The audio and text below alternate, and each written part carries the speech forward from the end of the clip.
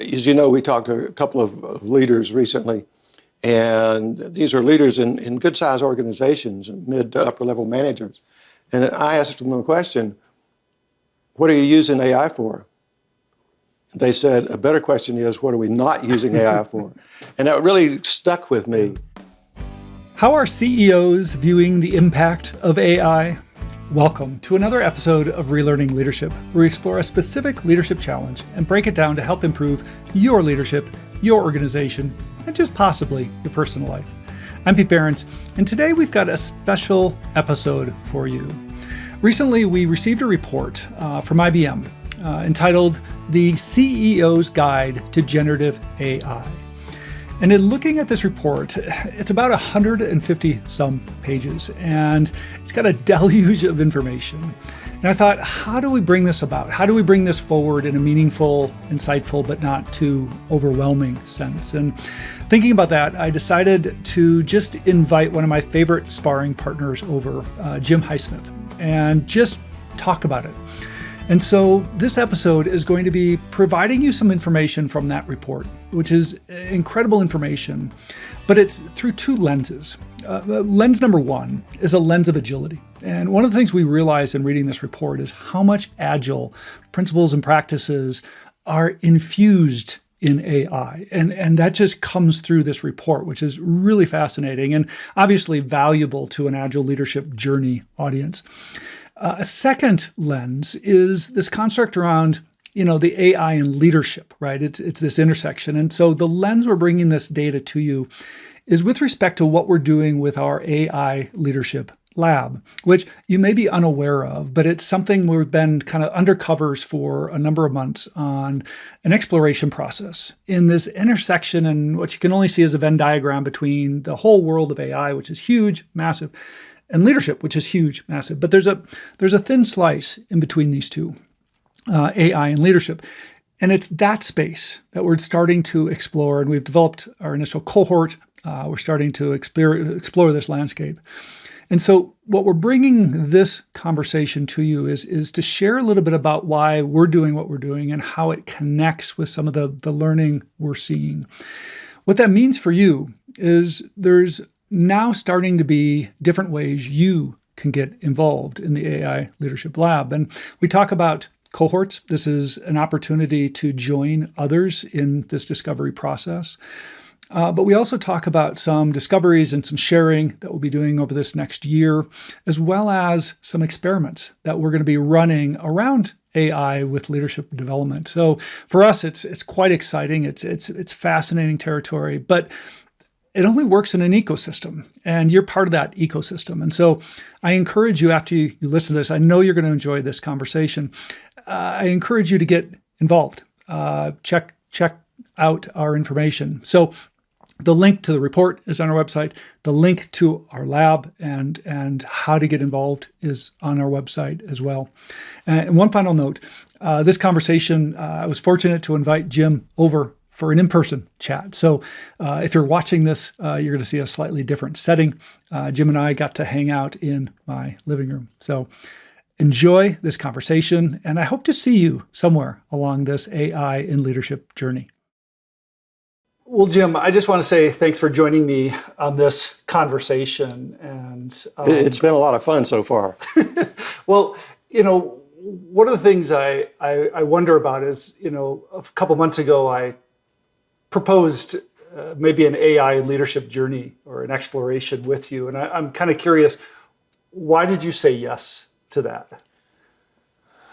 Well, leadership in this space is something I've always been interested in. And as you know, I wrote a couple of articles now on leaders looking from the top down as opposed to from bottom up.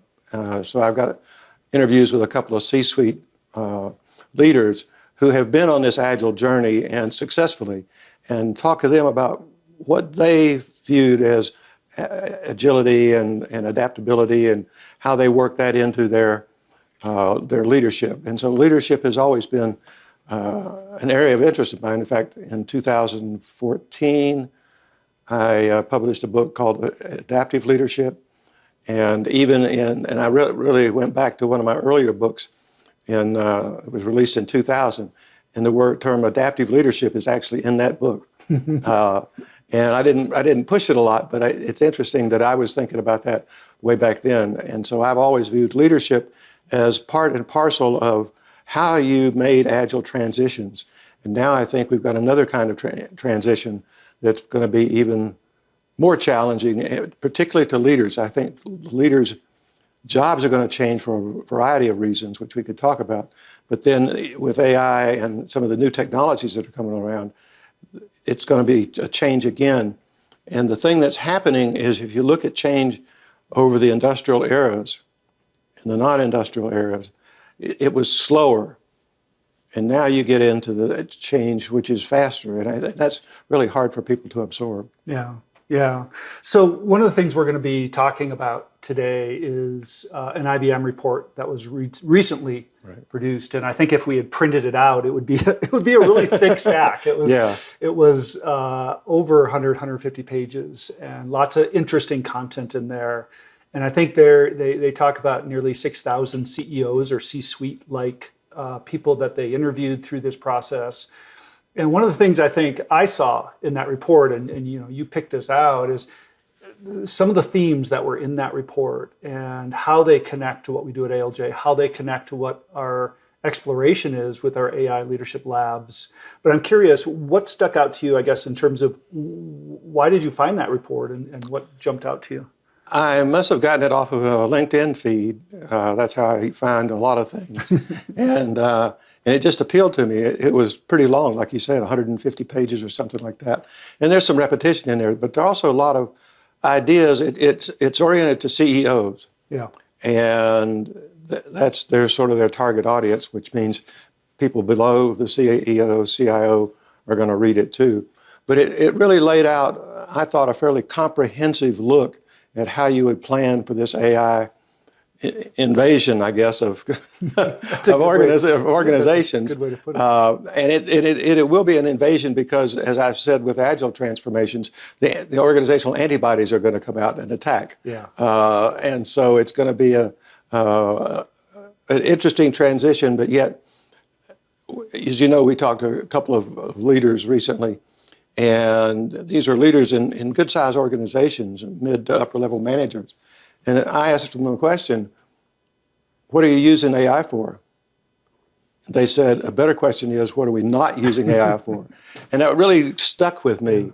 And there are, by some accounts, 63,000 AI firms in the world right now. I just saw a website the other day that listed 10,000 plus AI tools. Yeah. I mean, it's just exploding. And how do you get a handle on that? And I think this is one of the reasons, or one of the things that you've got to do, is you've got to recognize that it's out there, and you've got to figure out how to deal with it. And it's not going to be a plan, do approach. It's going to be an envision, explore approach, which is sort of the agile way of doing things. Yeah. Let's envision where we might go. Let's explore into that, back up and envision again and explore again. So it's going to be an iterative cycle. And those of you that think anybody has the answers right now, they don't. Well, including us. Including us. Yeah. So the report, which we'll make a link in the podcast episode, is the CEO's Guide to Generative AI, which is the IBM's report. Now, what you're bringing up is the connection to agility. Right. And you and I have both have written articles on this, right? You wrote, if you failed at AI, you're going to fail at, if you failed at Agile, you're going to fail at AI, which has been a bit controversial in our space. And I talk about why Agilists are moving to AI, right? And there's a natural, right? You talk about this in terms of that natural call response, right? The prompt response is a natural evolution in how we work with, how we collaborate with AI.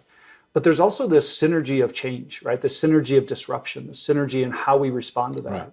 And I think what you're picking up on here is there's a symbiotic nature between agility, the ability to change, and AI, right? And its ability to change and help organizations change. Right. Well, its ability to generate change. Disrupt change. So it's a disruptive force. And how do you deal with disruptive force? You've got to be more adaptive, more resilient. One of the things that's even more important, I think, or one of the aspects of this that's really important in this space is the ability to sense what's going on. if you think there's 10,000 tools out there and 63,000 vendors coming knocking at your door, how do you figure out what to look at, how to look at it? Who are you going to believe? Who are your sources going to be? Where are you going to go for tools? Where are you going to go for help? There are all these kinds of things that are going to be new, and it's going to be this trying to sense what's out there and what to do is going to be a real major task. Yeah, yeah. So diving in now maybe into some of the findings in the report and maybe how we connect those to what we're doing with our AI leadership lab, as well as Agile leadership journey in general. One of the things you talk about is the report talks about this experimental approach. Like, we can't wait, right? We can't sit back. Leaders must act, right, but they've got to act even without all the information. Right. And I think that's one of the things we've talked a lot about with this bold, agile leadership, right? To be able to have the courage to step into a space with unknowns present. Right. So my loose definition of agility or adaptive leadership style is, number one, you've got to be adventurous, and you've got to be willing to take some risk, and calculated risk, but risk nonetheless. And you may have to take a little additional risk in today's world. The second part of that is inspiring. You've got to be able to inspire people to go along with you on this leadership, on this journey into AI. So how do you inspire the troops, other people in the organization? And then finally, do you have an adaptive life cycle that you can use that's an experimental life cycle that kind of keeps you going? So it's a whole different environment. It's even more necessary to have an adaptive, open, experimental approach to things. Well, and I think we're trying to role model some of that. I mean, we're not experts in AI. We're not attempting to be experts. As you mentioned, right? There's thousands of organizations, thought leaders out in the world about AI. What we feel competent and maybe uniquely qualified for is that intersection of AI to leadership. Right. And I think that's the space we're looking at playing. And that's the kind of focus of our lab is, okay, what impact this has on leadership. I look at this report, and one of the things I wrote about was, the landscape, and you talk about awareness and assistance and maybe how leaders change.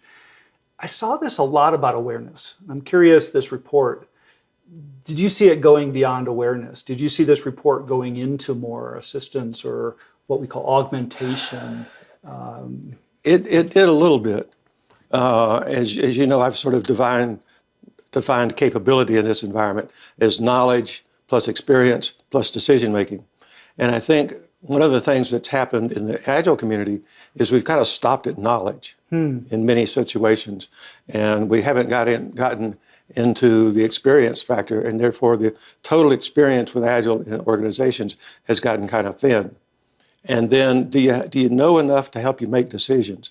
And I think that what we need to do, or what we're doing, is trying to look at each of those things and saying, how can AI help us with the knowledge that you need to be a better whatever you are? So if you're a developer, how do you be a better developer? By having knowledge instantly available. Then the next one is, how do you get experience? Is there any way to get experience other than through experience? Yeah, that's an interesting question. And so there's some ways to do that. So I think that's a second level of what AI can do, but that's a more abstract level. And then can it help you in the decision making? That's sort of the third level of capability. And so the question here is, can you help make decisions and help somebody making a decision, a person making a decision, or can you actually make a decision? Yeah. AI make a decision, and I think that's off in the future, hopefully. Well, guardrails and how do we manage that ethically and meaningfully? I'm curious. Maybe you've got what stuck out to you maybe in this report? Was there a key kind of focal lens or? Well, I looked at a lot of use cases, and so for example, this report starts out talking about customer service, and that's the number one priority for a lot of people, a lot of organizations. But the one that stuck out to me, and I think basically because I come from an IT environment, is the revamping of old legacy systems, and that may actually be able to go a lot faster using some AI. And so there's a lot of stuff going on in the developer community in terms of using AI. And so I thought if we can get rid of some of that old technical debt that's holding a lot of companies back, one of the things the IBM report says is this may be able to take traditional firms that are less digitally oriented and leapfrog them into catching up with the competition. And that's something that I hadn't really looked at before or heard before, but that would be a great advantage for a lot of companies. Well, yeah, I saw a lot of customer orientation in this report, and we can connect that to Agile, right? The customer responsiveness, right? The customer connection, the customer personalization, right? That AI could potentially bring into that relationship. And so, yeah, I think, again, coming back in that Agile space, what you're saying also, though, that I think connects is the advancement of technology enabling business agility. Right. And I think one of the things they say in that report was it's not just about legacy systems and moving them up. It's about those become the precursor to then being Agile, which I thought was an interesting connection. Yeah, and for example, there are a lot of people who have moved a lot of their legacy systems to the cloud and thereby gained some in flexibility and agility in terms of their IT infrastructure. You have to be careful about that because most systems that were built long ago are not cloud native. And so you have to do some rework of those systems and sometimes even replacement. If that can go faster, that means that the infrastructure can be more adaptive, more agile.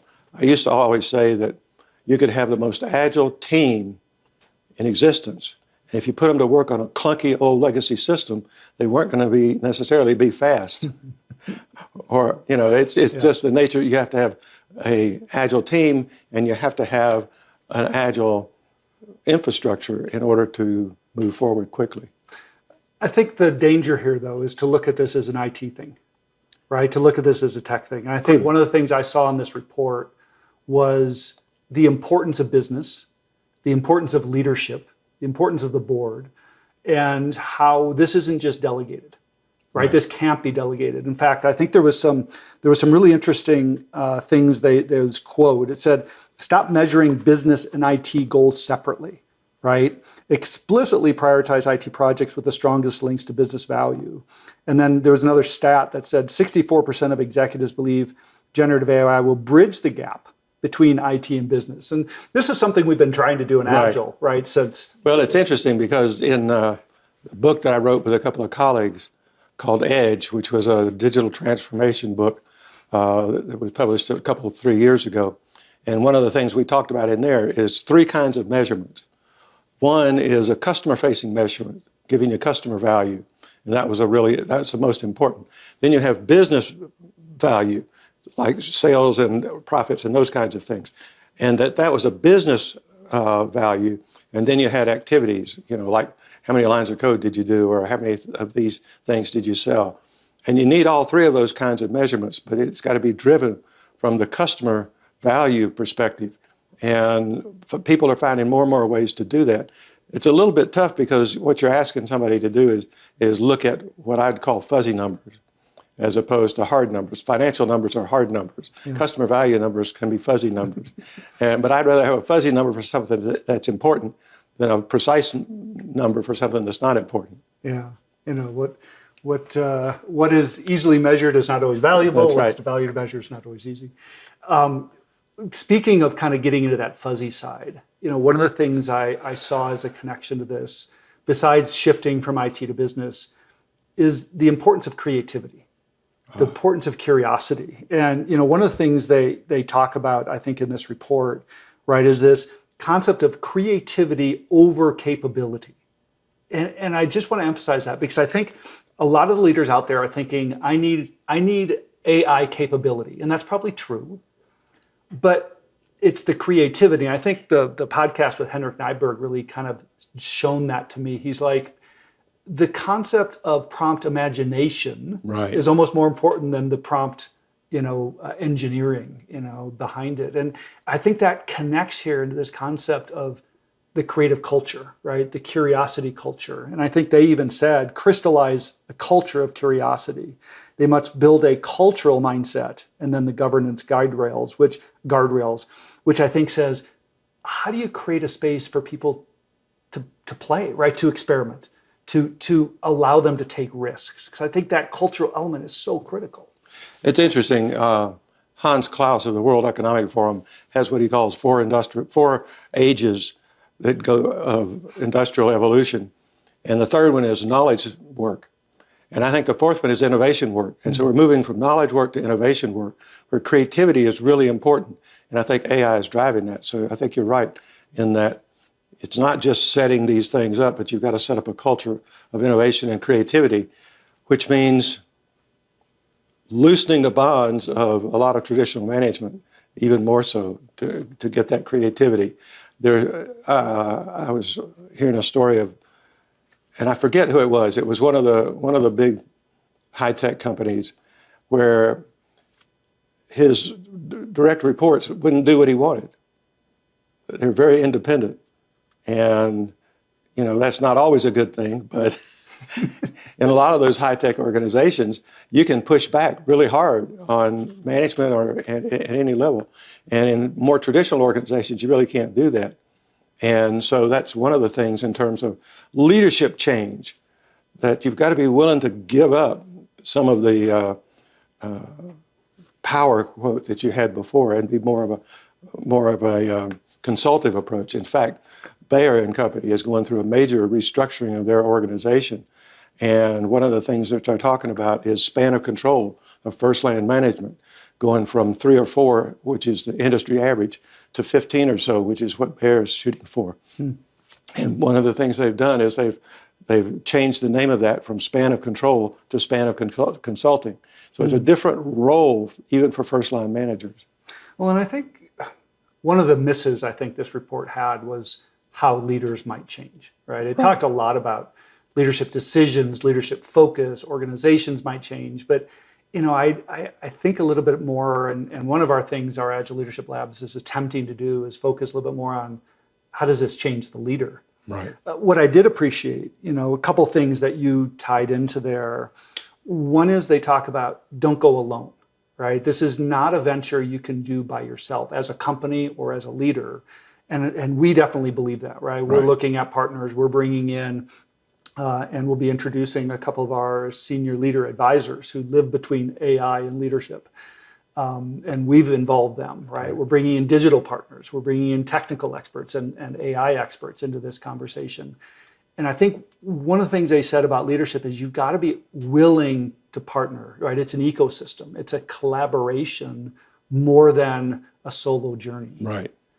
There's just so many skills necessary and capabilities necessary that no one organization, even a large organization, has got that breadth of skills, particularly now because I was looking at something the other day and a headline AI person, technical person can now command up to $1 million salary. Yeah. How many organizations can get that through their HR departments? That's amazing. Yeah. And so if you're a traditional organization and you can't afford $1 million for your top AI guy or gal, then you've got to go about it in different ways. So you've got to be able to partner with people, and there's like you say, there's a technical partnership. There may be a leadership partnership, and you've got to find people that are willing to do that kind of collaboration together. And that's why I like this thing we've set up, this cohort, because it has four kind of key people, and then bringing other people in as we need to. Yeah. And connected to that collaborative approach, one of the things that really jumped out to me in this report was not leaving the humanness, right? That number one, leadership can't, it doesn't go away. Leaders still make decisions. Leaders still need to be human, right? This whole concept of the hybrid environment. Right. We've talked about hybrid, like remote on-site, but I think this is a new hybrid world now where it's a hybrid human tech. And how do we balance that? How do leaders show up? And does that mean more emphasis on the human side of leadership because of the tech? I've got a friend who's a CIO of a fairly big organization, and every Friday afternoon, he gets his direct reports to send to him 10 people that are down at the lower level, and he calls them up on the phone, has a 10 or 15-minute conversation with them. And that really defines who this guy is. He goes down to the coffee shop with them and sits around and has coffee and gets into discussions. And that's how he learns a lot about the organization. But it's also this human connection, as opposed to a leader who sits up in his or her office at the top of the building. You've got to get down and really relate to people. And I think that is something that has to occur all the way up and down the organization. And so that's one of the leadership traits. And it's not really a capability, it's a trait. Yeah, I think that's a good way to do it. Say it. The quote that I kind of pulled out of the report was, while generative AI changes what you can do as a leader, it should not change who you are as a leader. And I think that was a really interesting awareness of the concept of you still making decisions, you're still working with people, you're still, the criticality of how that system works. I'm glad you kind of touched on that. The last couple of paragraphs of the last book I wrote, one of the principles or values of the Agile environment is individuals and interactions, which is a collaborative environment. And so I thought, if that's really true, then I'm more interested in who you are as opposed to what you've done or what you know. I want to know who people are, so that I can relate to them as much as I want to know what they've done. And so I think that's one of the things that we have together, is we're gaining some understanding about who each other are, and that leads to a collaboration effort that's really valuable. And I think that's something people need to think about. In fact, I've changed my whole bio around. I've gotten several speaking engagements coming up, and I've changed my whole bio around to focus on who I am as opposed to what I've done. Awesome. Shifting from the leadership role, right? Shifting from the human and hybrid side. Another principle I picked up on in the report was also connected to Agile, and that was focus. And one of the things I think, I drew out here as a quote, it says, "Don't get distracted by the 400 possible use cases for generative AI. Focus on the top 5, top 3, and then scale ruthlessly." And then they had a quote that actually reminded me of you, of the strawberry jam. But their quote was, "Don't spread generative AI like peanut butter evenly across the portfolio." I know you talk a lot about the strawberry jam, the Jerry Weinberg quote. Talk a little bit about the concept of focus here with AI. Well, I think it's really a learning journey. And I've noticed myself in my learning journey, it's easy to go down rabbit holes. Especially with this. Especially with this, because there's so many rabbit holes out there. There's so many. And there's technical rabbit holes, and there's management holes, and there's use case rabbit holes. And you can really get lost. So you have to go down some of these rabbit holes just to figure out what it is you don't want to pursue. Yeah. But then you've got to actually come back up and set some goals for yourself in terms of what are you really looking for. So for example, one of the things we've talked about is the difference between AI to support a functional area like accounting or customer service or IT or whatever it is, and to focus on leadership and management. And you can't do both. There's just so much material in both. Yeah. And in the management realm, you've got to refer back to a particular use case in the real world, that's customer facing. But you've also got to look at what are the use cases that are valuable to you as a leader. And so leadership and management on one side and functional areas on the other side. And I think by splitting it like that, you can, that's a narrowing focus. Looking at a particular kind of leadership is a narrowing focus. It was really funny. I wrote this blog. If you failed at Agile, you'll fail at AI. And then I actually put in there, and I said I was putting this in there, a section of it that was actually written by an AI GPT. And I said, this is written by a GPT. And I have trained that GPT to be more like me. So I've fed it my books and my information and articles and things like that so that it kind of thinks like I do. And some guy wrote a comment and said, "You're biased." I said, "Absolutely, I'm biased." Yeah. And it's interesting around bias, around ethics, around, governance, and this report does get into a lot of that, right? At least from a high level, I would say, right? It's the warning signs. And I see this kind of playing two ways. And even with our exploration, like we're developing a coaching bot. Okay, so what happens when somebody hits a boundary? Right. It could be a safety boundary, it could be a psychological boundary, it could be versus, psychology versus coaching. It could be a boundary of just irrelevance, right? But it also could be one of those boundaries where, are we grabbing data that's not appropriate? Right. Right. And things like that. Are we giving advice that isn't, recommended? And, this is one I think was really interesting around, you can't, the quote I remember is, you can't delegate ethics, right? That has to be baked in. It talked about it almost like the heart. And I think about like culture and our values. Like, we can't just delegate ethics to the IT group. We can't just delegate ethics to tech. Right. It's really about who we are. Right. And I'm seeing that too as we're training things. Like, I want this bot to be sarcastic a little bit. I want it to be pushy and edgy a little bit because that's who we are. Right. But at the same time, recognize where that's crossed the line. And this is going to be an interesting one. I mean, the G in GPT is generative, meaning it's going to generate. Right. So how do we hit those boundary points is going to be really interesting. Yeah, and they're going to change. So I can remember back in the day when I was in college, we used a slide rule. I was in engineering. Okay, I was in engineering school, and if you brought a calculator into class, the instructor would get really upset and kick you out.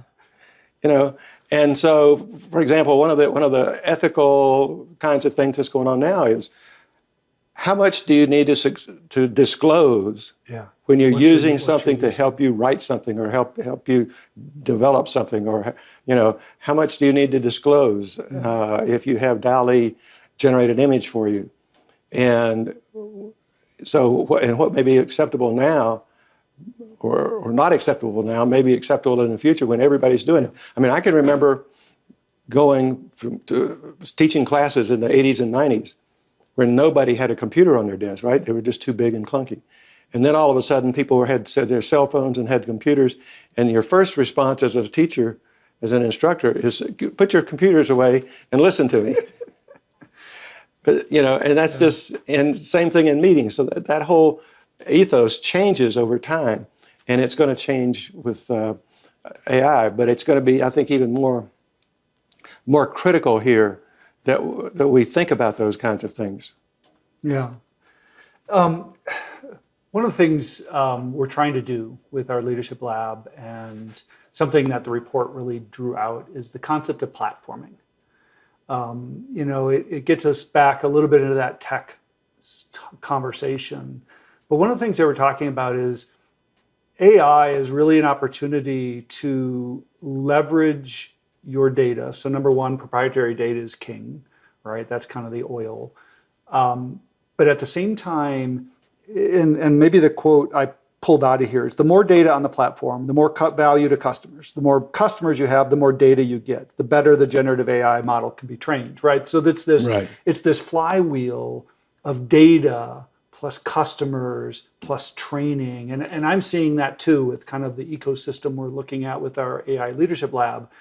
The more leaders we get involved in cohorts, the more learning that they do, the more experiments that they run, the more they share back into that system, the more leaders learn. Right. And the same thing with our coaching bot, right? The more we get leaders into a coaching relationship with a bot and a coach, the more we get information about coaching, the more we train the bot to be a better coach, right? It's these platforms that are really incredible, and that excite me, I guess, in terms of an entrepreneurship, right? And thinking product and thinking service and value. I'm curious how you look at that. Yeah, I mean, one of the things it talks about in the report is that these platforms will allow you to change your business model or to have a new business model. And you think about the evolution of the internet from about 1995 to about 2000 and a little bit beyond. We never envisioned things like Facebook or Meta or, some of these other platform companies like Airbnb that came out of that. They were and Uber.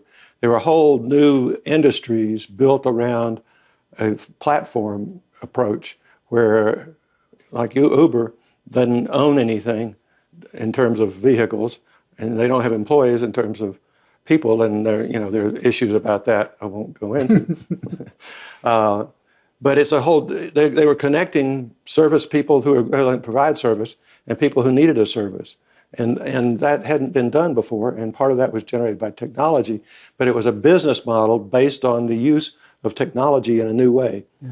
And who can say 5 years from now what new things will come out as a result of AI changing business models? Yeah. So I think that platform is really important. And so it goes back to, you've got to build the organization that's innovative and creative and adaptable, and you also have to build the infrastructure that's the same way. Yeah. One of the things just to bring up again, going back to the Bayer case, they talked about the fact that they had something on the order of 1,500 pages of corporate policies. They reduced 98% of it. Wow. That's the kind of thing that frees people up to be more innovative. Interesting. So I've been driving a lot of the topics here. Was there a topic that I didn't cover for you in terms of what you saw in the report? Well, I think one of the things that ran through here was several CEOs talking about the fact that they're not really shooting to reduce staff. They're making their staff more productive, more effective, more efficient. And I think what that would allow is growth in revenue and profit and healthy environments without having to let go of people, but actually being able to grow bigger and to grow more easily without adding a lot of people. So. Yeah.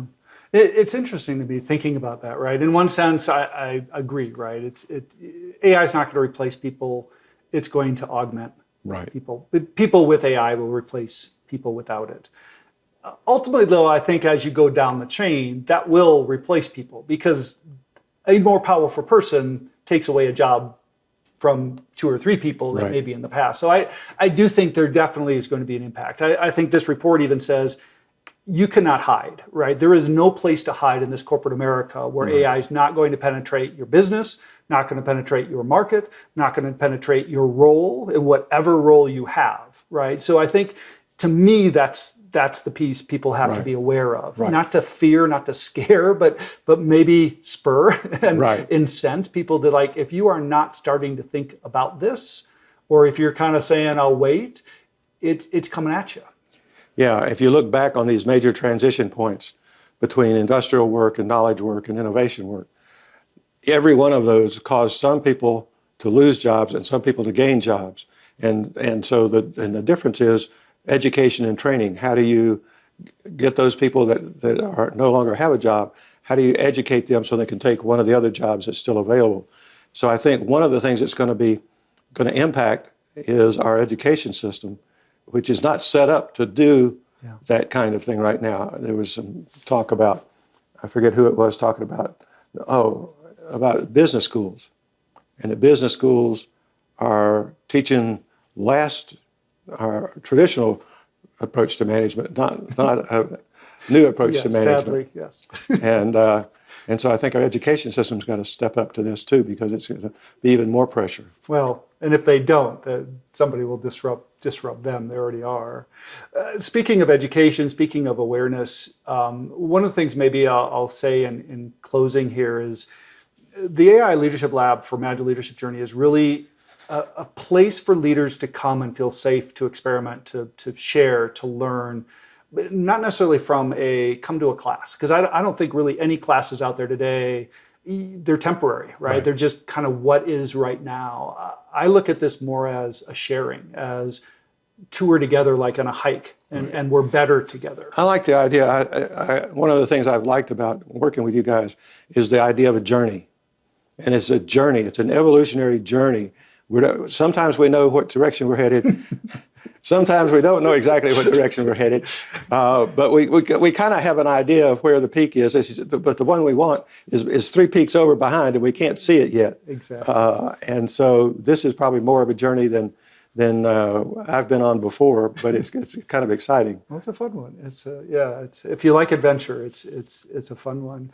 There are a couple of opportunities to get involved with what we're doing. As Jim mentioned, we've started our first cohort, which is our core advisory cohort, which you'll be introduced through the podcast to some of the other advisor leaders. We will be having a webinar coming up here in April, May. We'll get that on the website shortly, where you'll get to meet those leaders. There's an opportunity to join a cohort. We're actually forming cohorts. These are professionally guided cohorts, not professional from an AI expert, but professional from a facilitator and an expert in leadership to help facilitate this dialogue. But then there's the platform, the community behind that we're really leveraging to build up over time. And then finally, maybe I just call out our partner, the World Agility Forum, renamed this year, World Management Agility Forum, specifically focusing on management and reimagining management. And they've been incredible to work with us and give us a platform at their conference. And this is going to be in September in Lisbon. Highly encourage you to consider that event. We've got people like Steve Denning, Heidi Mueller, a lot of thought leaders in the world. We're going to be showcasing, and our leaders are going to be showcasing some of these experiments, sharing that in the public platform, going into deep dives, going through master classes around some of these constructs. So look forward to maybe reach out to us. We have a place for you to sign up if you'd like to learn a little bit more about what we're doing. But Jim, I just want to say thanks for sharing this report and sharing this conversation with me today. Thanks. It's been it's interesting. As of the first of the year, I've considered myself unretired. So I'm working as hard as I ever did, but I'm really enjoying it a lot. So working on leadership, and particularly this AI explosion, has been quite an experience. I loved your comment. You have to retire from being retired or unretired. Like, yeah, you're going back and forth. Well, what it shows is your creative mind, your constant curiosity, and your willingness to explore new topics. And so I just appreciate you being a sparring partner with me. Thanks.